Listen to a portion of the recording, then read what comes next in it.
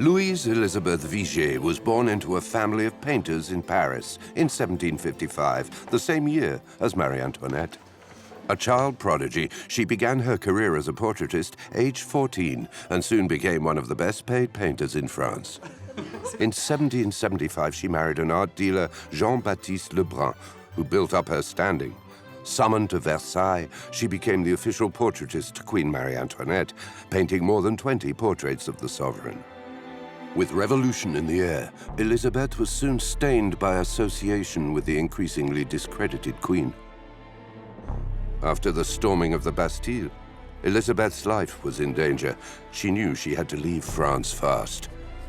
She took the stagecoach with her daughter Julie in October 1789, the day after the royal family had been taken from Versailles to Paris and confined to the Tuileries. She didn't know then that her exile would last 13 years and she would cross half of Europe.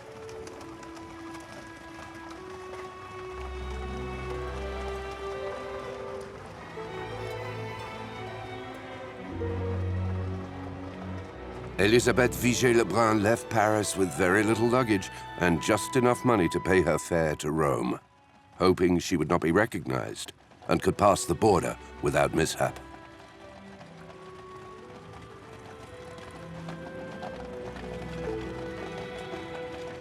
Opposite me in the stagecoach was a man who told me quite simply that he had stolen watches and other things.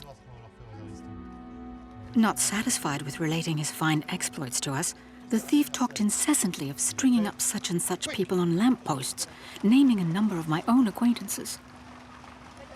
My daughter thought this man very wicked. He frightened her. And this gave me the courage to say, "I beg you, sir, not to talk of killing before this child." That silenced him, and he ended by playing at battle with my daughter.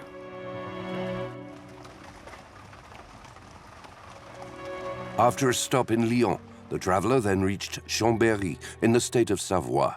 Once outside of France, she finally felt safe.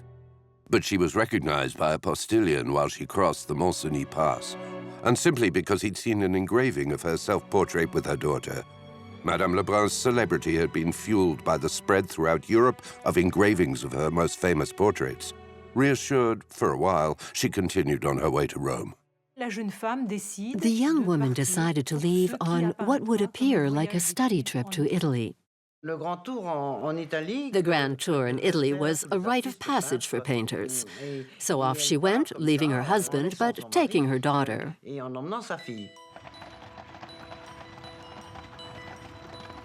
In the late 18th century, travel was fashionable.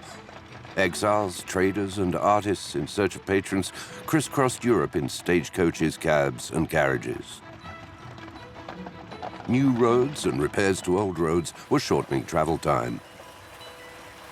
In 1750, it took 12 days to cross France, whereas 15 years later, 8 sufficed. In 1780, the public coaches were still twice as fast on the royal roads, while the invention of spring suspension eased the traveler's tiredness.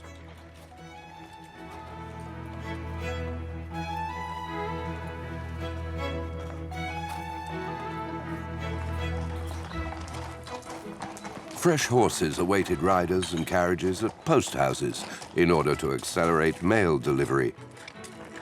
Here, inns would cater to travelers' appetites and sometimes provide basic accommodation. Since the 17th century, Rome had been the homeland of all European artists. The circulation of the paintings of Italian artists and the creation of large collections ensured that the whole of Europe was familiar with the works of the masters. The Grand Tour, as it was called, was a study trip, not just for artists, but also for young gentlemen keen to round out their education. Italian landscapes were in fashion at the time. In France, Joseph Vernet romanticized Naples and Rome, whereas Hubert Robert specialized in depicting ancient Roman ruins.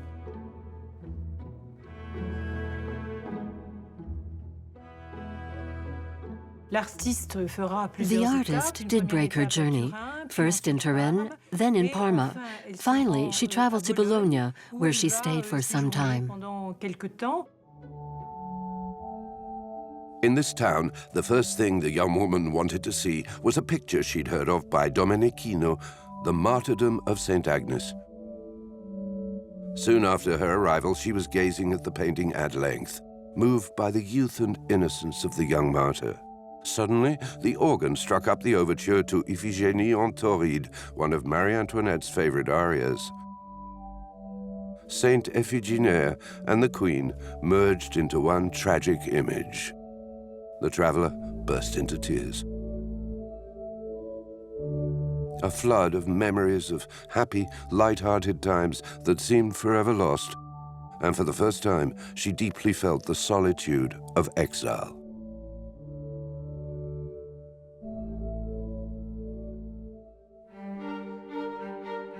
From Bologna, she journeyed to Florence, where she decided to linger. In the Uffizi Gallery, enriched by the Medicis, she explored the masterpieces of Michelangelo, Titian, Raphael, and in the Palazzo Pitti, those of Rubens and Rembrandt. For a time, the wealth of wonders made her forget Paris and the Revolution, and she set off once more for Rome, spiritual home of all artists. You know, dear friend, that just a short distance from Rome, St. Peter's Dome is visible? I cannot tell you the joy I felt upon seeing it. I thought I was dreaming of what I had so long desired in vain.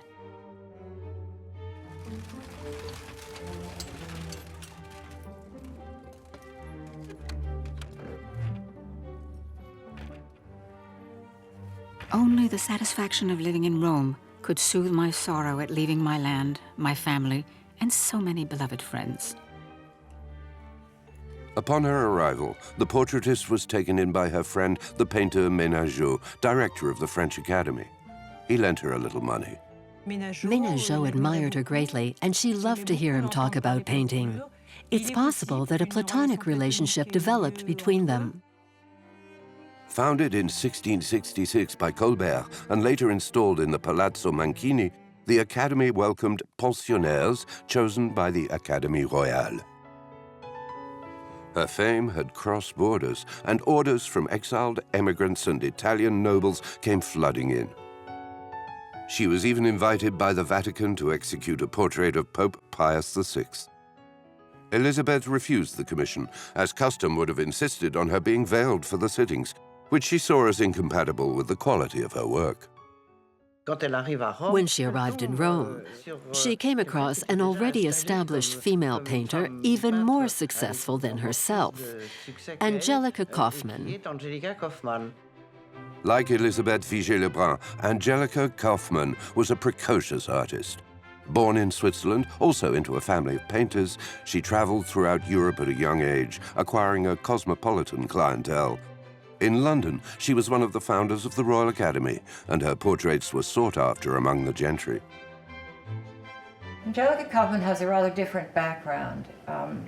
She started out an international artist. She had a father who was a journeyman painter. She was in fact, a history painter a good part of her life. And that's one of the great differences between the two of them. And she was traveling all over Switzerland and North Italy when she was very young. I dare say, was a more international artist than Vigée Le Brun.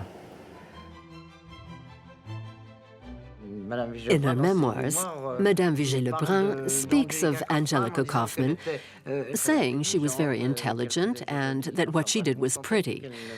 You could sense she didn't want to say she was a good painter. She just said she was very cultured, but rather boring. Despite the unfavorable review, Elizabeth was flattered to appear at the theater or the opera alongside the most famous of her colleagues. She was thrilled that all the spectators finally acclaimed them as the two most famous female artists in Europe. Though the male-written history books may have forgotten their names, great museums and international collectors have fought over the masterpieces of Rosalba Carriera, Angelica Kauffmann, Adelaide Labille-Guiard, and Elisabeth Vigée Le Brun. Female painters were prisoners of their category, but some, such as Marie-Guillemine Benoit, did break free. Despite the critics, Elizabeth's former pupil launched herself into genre painting, like this portrait of a black woman, which would become a symbol of the emancipation of slaves and of feminism. You get the impression there were very few women painters or artists, and that the men far outnumbered them. But you gradually realize that there really were quite a few, but they were kept in the shade and forced into the background in regard to the men.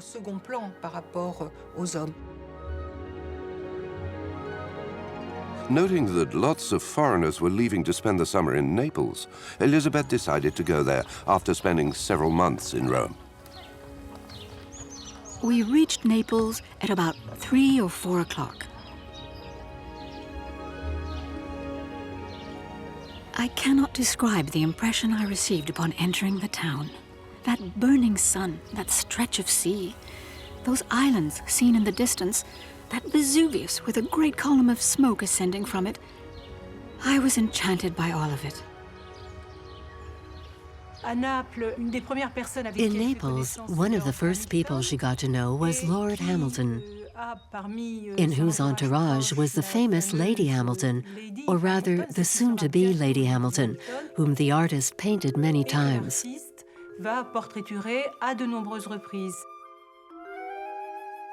Owing to her extraordinary physique, she was already sitting for Reynolds, and her likenesses were well known throughout Europe. Emma Hart, the future Lady Hamilton, began her career in a London tavern. Thanks to her astonishing beauty, she found, with several English gentlemen, the protection she required. Despite her scandalous reputation, Emma managed in 1791 to wed Lord Hamilton, British ambassador to Naples. The portrait of her as Sybil would be used by Elizabeth as a reference work to acquire new clients. This portrait would be very important in her career. She carried it with her, and at each stage of her European tour would unroll it, pin it in a frame, and thus advertise her talent. In Naples, she was soon introduced to the royal family, more particularly to Marie Caroline, who was Marie Antoinette's elder sister. Elizabeth was very moved by the striking resemblance between the two sisters and painted a portrait of Marie Caroline in virtually the same pose as Marie Antoinette. Of this fine portrait, only copies remain. One morning in the summer of 1790, French ambassador Baron de Talleyrand brought her a commission from the Queen of Naples, that of the portrait of her 2 daughters, whom she sought to marry. The hour of noon was appointed for the sittings, and to attend, I was obliged to follow the Chioggia Road in the heat of the day. The sun's reflection was so vivid that I was almost struck blind. To save my eyes, I put on a green veil, which I had never seen anyone else do, and which must have looked rather peculiar since only black or white veils were worn. But a few days after, I saw several English women imitating me, and green veils came into fashion. The fashion was launched, and with a hint of vanity, she boasted of inventing a style that other women adopted. Though a pioneer of fashion abroad, she didn't want to be forgotten in France. So using Menageot as go-between, she sent off a portrait to the Salon du Louvre. For the 1791 Salon, she sent, rolled in a painting by Menageot, her portrait of Paisiello, the musician, a magnificent portrait which was exhibited with the paintings of David, etc. She painted him in 1790, and she recounted the sitting. Both of them were extremely cold. He found it hard to play the harpsichord, and she had trouble painting because their fingers were frozen. And she painted him in a moment of inspiration. His eyes were raised heavenward, he was composing on the harpsichord, and seemed to be seeking divine inspiration. It's a recurrent image in Madame Vigée Le Brun's body of work. She also painted Angelica Catalani, a soprano, one of Paisiello's artists, also in this attitude of divine inspiration. While Elizabeth was persona non grata in France, her rival Adelaide Labille-Guiard, who rallied to the revolutionary cause, portrayed Robespierre and his friends, thus attempting to ensure the support of the new strongmen in Paris. Back in Rome, Madame Vigée Le Brun returned to her friend François Ménageot and set to work once more. Two daughters of Louis XV, Madame Adelaide and Madame Victoire, both in exile, called her and during a sitting informed her of some tragic news. In the night of June the 21st, 1791, the royal family left the Tuileries Palace in secret and took a coach bound for Lorraine towards the French troops that had remained loyal to the king. Traveling with fake passports, the runaways were nonetheless recognized in Varennes and taken back to Paris by the National Guard. The royal escape was viewed as a betrayal of the Constitution. The idea of a republic was gaining ground, and supporters of the abolition of the monarchy used this event to accuse Louis XVI of rallying to France's enemies. The artist had planned to return to France after a 3-year stay in Italy. On the way, she lingered in Tuscany, where her love of nature was matched by the richness of the landscapes. She made a visit to Venice, where she was charmed by its architecture on wooden piles, and by the many parties she attended with a writer and engraver friend, also a refugee, Dominique Vivant-Denon, who had fun making an engraving of her self-portrait. Keen to return to France, Elizabeth headed for Turin. But the city was filled with émigrés fleeing the bloody massacres in Paris from September the 2nd to the 7th, 1792. On entering the town, great heavens, streets, squares were all filled with thousands of people of all ages who had fled from French towns and come to Turin in search of a home. The sight broke my heart. Trembling, I dared only ask for news of my mother, my brother, Monsieur Le Brun, and all my friends, and abandoned the plan of going to Paris. The young woman realized that she couldn't return to France. Shattered, she turned back towards Milan. She was advised by Count Wilczek, Austrian ambassador to Milan, and decided to win over a new clientele in Vienna. Elizabeth entered the Holy Roman capital in summer 1792, and there she stayed for 3 years.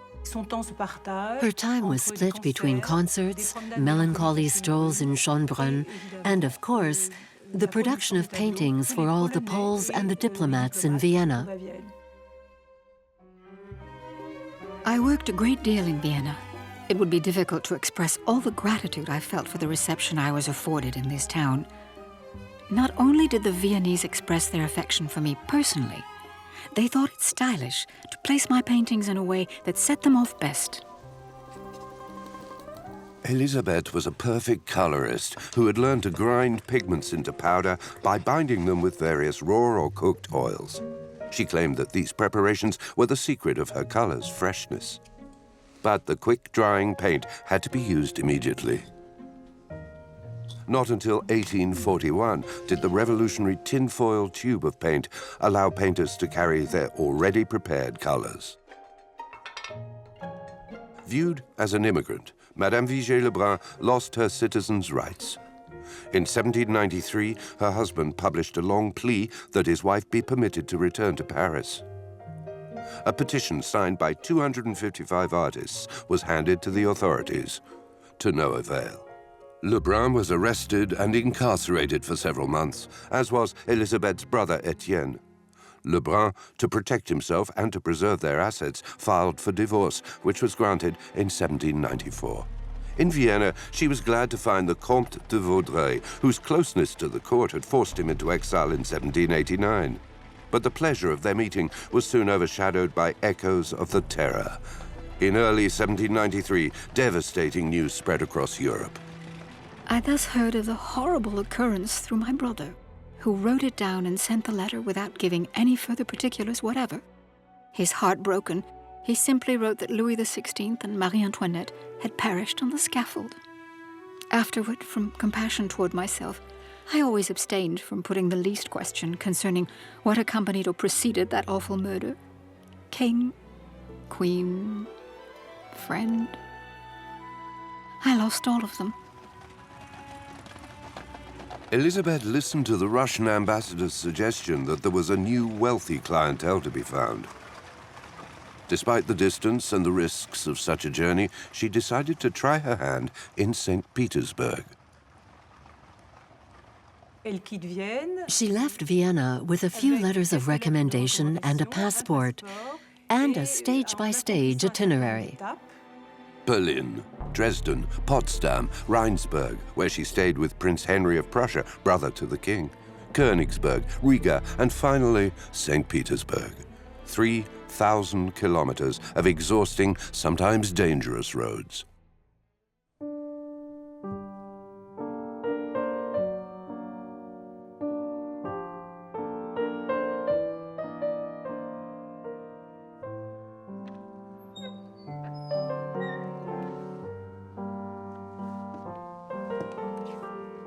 Elisabeth and Brunette moved into an apartment located on the main Winter Palace Square. From her windows, she could gaze upon the splendor of the imperial residence and the nobility of the angles described by the avenues that opened up before her.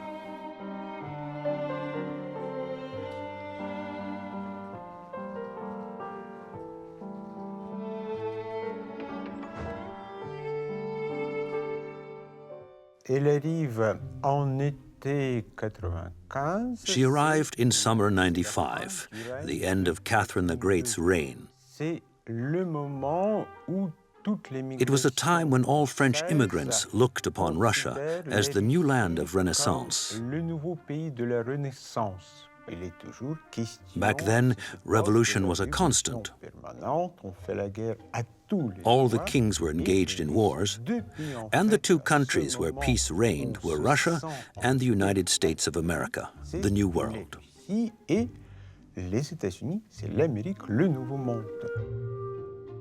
Sophie Friederike August, the future Catherine the Great, was the daughter of German Prince Christian August von Anhalt-Zerbst. At 15, she married the future Peter III of Russia. Immature and unstable, Peter was overthrown 6 months into his reign by a coup d'etat organized by his wife and was strangled several days later, no doubt by her lover, Count Grigory Orlov. French-speaking and extremely cultured, Catherine became sovereign empress and reigned for more than 30 years. 2 days after her arrival in St. Petersburg, Madame Vigée was officially summoned to an audience with the Tsarina. Perhaps too sure of her standing as an international artist, and wearing a simple white tunic unsuited to this situation, she forgot the ceremonial kissing of the hand and simply bowed without kneeling to the Empress. This hiccup in protocol was considered offensive by the imperial courtiers, who became hostile to the portraitist. Despite that, her celebrity as Marie Antoinette's painter kindled the interest and curiosity of the St. Petersburg nobility. She asked her husband to send her grand portrait of the Queen in a blue dress and a white petticoat, as she put it. She received the painting and duly hung it in her workshop, and that painting would constitute a reference. People would come to her workshop to admire the painting. She could still be called the Queen's painter. At least that was how she wanted to present herself. While artists can be itinerant, works of art can also travel. Back then, the most efficient method was to unpin them from their frames, roll them up, and send them that way. Upon reception, they were unrolled and pinned in another frame. Usually the paint is rolled innermost, and that's the way they are transported. But I think she also says in her memoirs that some paintings she sent for arrived very damaged. Whatever the case, she was still best able to restore them, since they were her own. Madame Le Brun was particularly touched by the welcome bestowed on her by the Russian nobility. Princess Dolgorukaya invited her for a week to her dacha, where she made the acquaintance of someone who was to be very important to her, Princess Korykina, who would later be the dedicatee of her memoirs and an extremely loyal friend. All the young ladies of the Russian nobility spoke French, and they warmly welcomed this ambassador of fashion, taste, and French customs. In the 18th century, all Russians had to make a pilgrimage to Paris. Not for studies, obviously. In Paris, they would learn how to dress, to speak, even how to cough, blow one's nose, and wear a hat properly. In short, to become a perfect Parisian. Though her famous Greek supper made headlines in France in 1789, her reputation for high living crossed borders. In St. Petersburg, they still talk of a party costing £40,000, the equivalent of 400,000 euros, whereas Elizabeth speaks only of £15. She dressed her models in the Greek style, significant in Russia, and that she herself claimed to have made fashionable. The artist was able to create for herself a certain dress style, expressed in such a way that her charm and the attraction she exerted over her circle encouraged the desire to imitate her. The mid-18th century witnessed an explosion of Grecomania, with the spread of engravings that reproduce frescoes found in Pompeii and Herculaneum. Even the revolutionary celebrations were inspired by antiquity. In France, after the Terror, the first merveilleuses adopted eccentric fashions, dressed in light or even transparent tunics, high belts, and large bonnets. Corsets and panniers were abandoned, and the tall, voluminous hairstyles gave way to a natural look. It truly was a drastic revolution in clothing, the like of which had never been seen. Elizabeth also excelled in another type of representation, the world of childhood. Her self-portrait, dubbed Motherly Love, prompted Russian ladies to commission their own portraits with their children. In the 18th century, a new sensibility arose around childhood. Previously, the child wasn't really thought of as a person. They weren't even sure whether it had a soul. This idea of a child as a person in their own right gradually led to more and more family portraits. The Empress, who loved her two granddaughters, the Archduchesses Eleanor and Alexandra, placed an order for their portrait. Elizabeth painted them as rather languid, in an atmosphere of innocence, with bare arms. And Catherine took a great offense at that. And she complained about it, and Vigée Le Brun had to scrape it off the canvas and start all over again. It just would not do. Even the portrait of these little girls had to embody the power of the nation, as she herself embodied the strength of the world's greatest empire. It was during this same period that she met Stanislas Poniatowski, deposed King of Poland, then under house arrest in St. Petersburg. Sent by his uncle to Russia, Stanislas benefited from the protection of Catherine the Great, who became besotted with the young man and had him restored to the Polish throne. He was the last king of an independent Poland. She told an anecdote. One day when she was painting, he came to her workshop and she called out, "I'm not at home." The king left. She then realized how bold she had been, and in turn went to see him to proffer her excuses. He told her he quite understood how a very busy artist shouldn't be disturbed, and wasn't at all angry. And there we have an insight into the character of this man she particularly liked. She painted a very flattering portrait of him in words. Stanislas was tall, gentle, kind, etc. You can tell that theirs was a beautiful friendship. Despite her mother's wishes to the contrary, Brunette was determined to marry a young impecunious secretary from St. Petersburg of Italian origin, Gaetano Nigris. The rows became increasingly violent. Madame Le Brun gave in to her daughter and obtained her husband's consent to Julie's marriage. Owing to the distance, her father's answer was long delayed, and someone convinced her that I had only written to Monsieur Le Brun to prevent him from assenting to what she called her felicity. She said to me one day, "I post your letters, but I am sure you write others to the contrary." I was stunned and heartbroken, when at that very moment the postman arrived with a letter from Monsieur Le Brun giving his consent.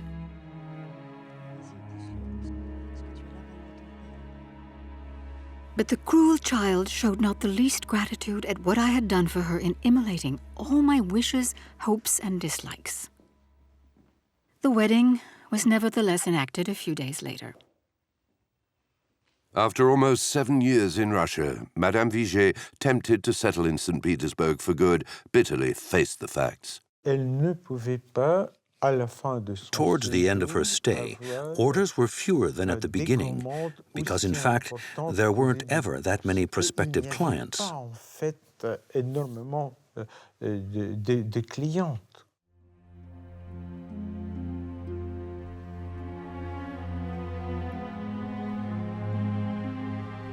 The breakup with Julie was complete.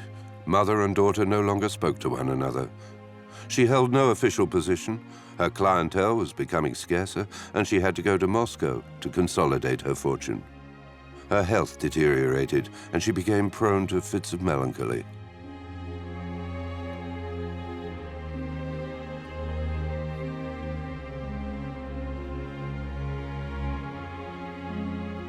In June 1800, she learned that she had been removed from the list of émigrés, meaning that nothing stood in the way of her return to France.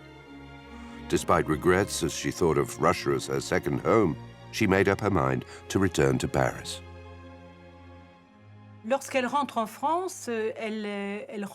She returned to France alone and was amazed how much the smiling, pleasant landscapes of her outward journey now seemed dull, sad, and melancholy. A landscape is a state of the soul, she would say. So for her, it was a sad return.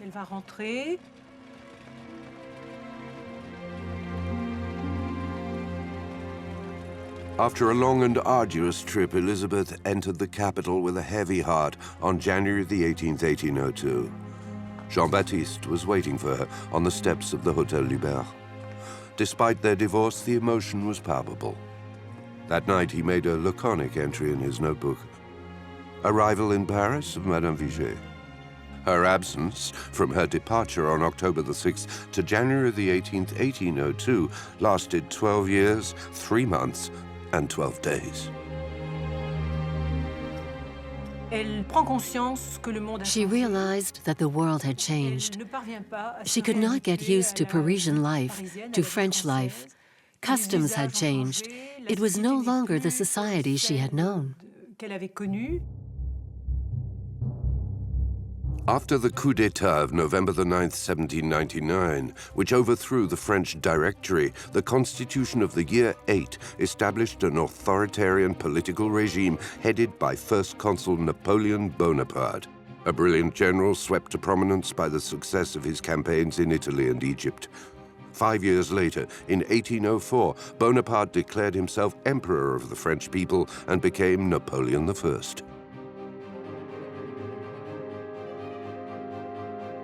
A new nobility was established in the mansions of Paris. But Madame Le Brun, devoted to the Bourbons and the Ancien Régime, couldn't get used to their ways and displayed a hostility that soon displeased the new emperor. She stays in Paris just a short time, and she fulfills several commissions she had received while she was in Russia, and she made pastel studies of certain people that she produced oil portraits of and then sent them back to Russia and to Germany. In late 1802, Madame Vigée announced her intention to take a 2-year trip to England in the hope of finding a new clientele. She picked up her brushes and her paint box and traveled to London. At the time, England boasted some 800 portraitists. Competition was fierce, and the artist's extremely expensive fees tended to work against her. Very soon, Madame Vigée Le Brun stepped back from English society, which she found profoundly dull and monotonous, and said, "I am not surprised English adopted the word spleen. Your mirth equates to our boredom." A cabal headed by the painter Hoppner didn't help her status as a foreigner in the Kingdom of Great Britain. Hoppner never got anywhere near the prices that she got. So he was very, very upset. And he was something of a poet, so he wrote a poem. And he really gives her you know, like we say here, he gives her what for. As the emperor wished to portray the members of his dynasty, Madame Vigée, in Paris once more, received an official commission for the portrait of his sister Caroline, Princess Murat. The artist, unable to refuse, grudgingly did her duty. The thoughtless Caroline's repeated lateness for her sittings exasperated the portraitist, who observed, "I have painted real princesses who never worried me and never made me wait." In the summer of 1807, Paris was invaded by a stifling heat. Madame Vigée bowed to the Alpine fashion and organized a trip to Switzerland. Twice, in 1807 and 1808, she travels a different circuit through Switzerland. On this occasion, she stayed with Madame de Staël. Germaine de Staël was living in semi-exile in the Château de Copé. The literary and philosophical salon she held in Paris had aroused the suspicions of the emperor, who forbade her from re-entering France. Elisabeth and Madame de Staël shared a love of the arts and a hostility towards Napoleon. The author of Corinne ou l'Italie and the portraitist were two illustrious women, defenders of the Ancien Régime and totally independent. By then 50 years old, Madame Le Brun seemed to feel a new freedom and self-awareness. Finally released from commercial constraints, she discovered the freedom of painting landscapes in the wild. She set off to stroll around the houses and apartments where she lived and translate what she saw into pastels, particularly the landscapes. While Madame Le Brun had a trained eye for finding the most beautiful views for her landscapes, she also had an extremely fine ear and an acoustic sensitivity that enabled her to identify all manner of sounds.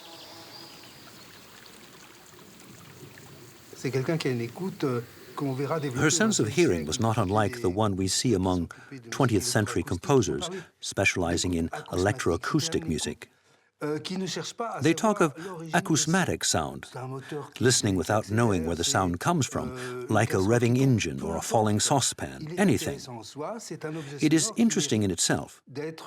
It's a sound that deserves to be heard and possibly used in music. Well, her ear was just like that. It was a quite extraordinary modern side to her. The painter sought a refuge and finally found peace of mind when she bought her own house surrounded by a large garden in the village of Louveciennes near Paris. After the disastrous Russian campaign, the frontiers of the French Empire were trembling as Napoleon's policy of conquest came to an end. In the night of March the 31st, 1814, the Prussians sacked the village of Louveciennes and barged into Madame Le Brun's house, emptying desks and wardrobes.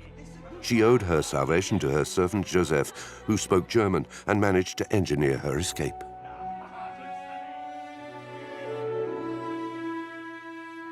On April the 3rd, 1814, the Senate proclaimed the deposition of Napoleon.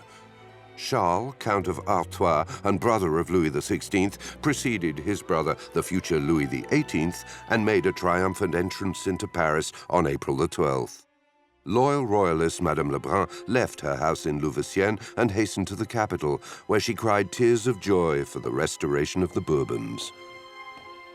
But her happiness was short-lived, shattered by news of her daughter Brunette, who had separated from her husband and was living in a modest boarding house in Paris.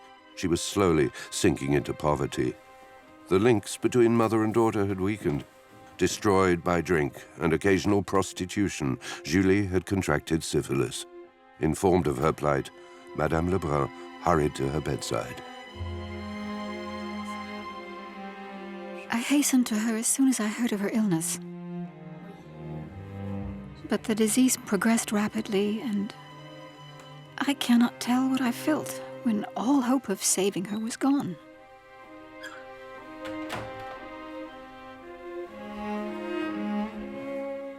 When going to see her the last day, my eyes fell upon that dreadfully sunken face. I fainted away.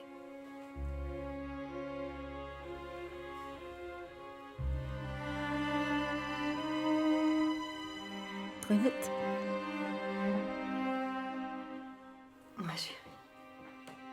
The next day I was childless. I saw her again. I still see her, in the days of her childhood. Alas, she was so young. Why did she not survive me? Madame Le Brun didn't understand what mistakes she'd made with Julie. Didn't she try to pass on her passion for painting? Closeness turned to incomprehension, and then into violent disputes. The independent young woman couldn't find her place alongside her too talented, too famous mother. Madame Le Brun looked to her nieces for comfort and passed on to them her precious advice on portrait painting. It is interesting to note just how much, when you look at this work and read the advice she gives to Eugénie Tripier-Le-Franc, her counsel mirrors her execution. She says, the shadows must be both strong and transparent, not thickened, and in a mature tone, accompanied by firm, lively touches in the cavities, such as the eye socket, the recess of the nostrils, and the shadowy internal parts of the ear.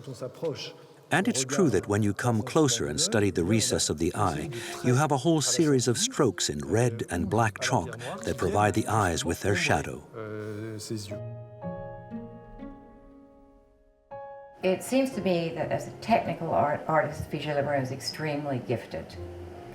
For a woman who did not have formal training, she is an impeccable technician. And one of the things about her works is that if they haven't been interfered with or suffered some accidental damage, they're likely to be in an extremely good state of preservation. She must have known a lot about color, because you rarely see any of these discolorations which are caused by alterations in the material. France underwent another revolution, the July Revolution of 1830. The people of Paris rose up against the authority of Charles X, barricaded the streets, and clashed with the armed forces, resulting in 1,000 deaths. The son of Philippe Égalité, who had voted for the execution of King Louis XVI, took the throne under the name Louis-Philippe. It was the start of a new era and no longer that of Madame Le Brun. She gave herself over to memories of happier times. For a dozen years, she took notes and wrote, aided by her nieces, who copied out the manuscript. She appended corrections in the margin. Presumably, she began to write her memoirs when she wrote her first will. It's as if she felt at peace with herself, and that it was time to let herself write down her memories. I think it was a much deeper desire, that of wanting to live a second time and to relive those moments of happiness, because there's something very characteristic in the writing of these memoirs that radiates a glow of happiness, of discovery, and the most negative things in her life were only to be found in the accompanying documents. So she wanted to leave a portrait of herself that she herself sanctioned. So she started, she listened to the advisors, and she started to write them. And it used to be said that she didn't actually write them. There were ghostwriters who worked for her. This is not true, because we know that there are big batches of her original manuscripts. Though these memoirs are a precious document in terms of the worlds she encountered, they're equally important as an account of her own life. Madame Vigée Le Brun recalled a scene with Marie Antoinette, whose veracity still causes controversy. One day, I happened to miss the appointment she had given me for a sitting. Far gone in my second pregnancy, I had suddenly become unwell. The next day, I hastened to Versailles to offer my excuses. Her Majesty was finishing her toilet. My heart was beating violently, for I knew that I was in the wrong.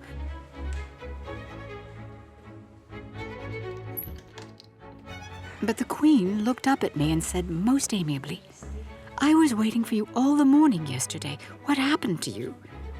"I'm sorry to say, Your Majesty," I replied, "I was so ill that I was unable to comply with Your Majesty's commands.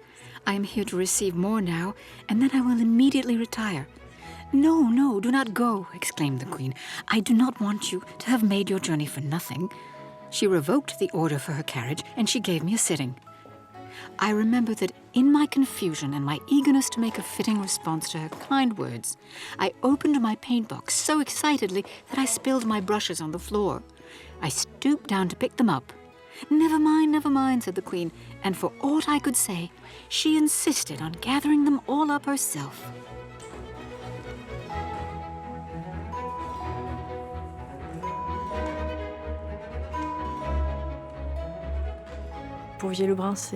Naturally, it's good for Vigée Le Brun's ego to say that the Queen picked up her brushes, and that's what you'd put in your memoirs. Many testimonies support the assertion that Marie Antoinette was a simple woman, close to her suppliers, who sometimes dispensed with protocol. So this anecdote seems probable. Its inclusion in her memoirs indicates that Vigée Le Brun attached a lot of importance to this too. There's a tendency to embellish the past that's quite natural, and to favor the good memories. You can at once be quite sincere, and yet, in reality, it may be a lie from a strictly historical perspective. But this doesn't mean her version is insincere. Aged almost 80, Madame Vigée was still a famous personality in Paris. Summer Sundays in Louveciennes, winter in her Parisian apartment in the Saint-Lazare neighborhood, she threw parties where the younger generations, drawn by her reputation, would love to hear her anecdotes. Chateaubriand, Vigny, Musset, and Balzac seemed fascinated by this woman, a brilliant conversationalist who was once painter to Marie Antoinette and the courts of Europe. She had a poetic sensibility and received Vigny at her salon. She received Chateaubriand. She liked reading Lamartine, although she didn't really appreciate Victor Hugo's novel, Notre-Dame de Paris. Politically, she resembles a person like Chateaubriand, who was very much in favor of a constitutional monarchy. I think she would have preferred the old regime as it was, but a constitutional monarchy would have worked for her also. This sensitivity to new forms and new poetry changed her taste. She was on the lookout for what was happening. She heard of Chopin and things like that. It was her musical gateway to what we might call modernity. It heralded the Romantic generation, which interested her. Artists of 1840 rediscovered the charm of the Middle Ages and the Renaissance and embraced neo-Gothic fashion. In painting, the ruins of cathedrals replaced Hubert Robert's Roman remains. Knights in armor and princesses in headdresses relived the romance of 15th century epics. The symbolic Notre-Dame de Paris had two new heroes, Victor Hugo and the architect Viollet-le-Duc. And all the new generation of painters, she knew them. She was very close to Gros, whom she had seen born and to whom she had given his first lessons in drawing. The indefatigable Madame Le Brun continued to paint with unfailing energy. And though her pace no longer had the lightness of yesteryear, the faces were still lit by that golden light that had made her famous. In tandem with the troubadour-style nostalgia, mid-19th century France was undergoing profound social, economic, and political change. The accession of the bourgeoisie to manufacturing and financial affairs proved a huge shot in the arm for economic growth. This was the Industrial Revolution, which was accompanied by the rise of railways and technical advances in new energies, textiles, and metallurgy. It might be fun to imagine the doubtful reaction of Queen Marie Antoinette's portraitist faced with these curious miniatures bearing the strange name daguerreotypes, which first appeared in 1835. The static bodies, frozen expressions, poor quality rendering, and the crudeness of reality probably inspired thoughts of the end of a world, her world, that of a talented portrait artist who knew so well how to embellish the face and to convey the soul. She passed away quietly in April 1842, attended by her nieces. Having painted more than 660 portraits, known fame and criticism, luxury and exile, monarchies and revolutions, the greatest artists and the most powerful Europeans of her time. Having covered countless tens of thousands of kilometers, the tireless traveler, 87 years old, chose this epitaph for her grave in Louveciennes. Here, at last, I rest.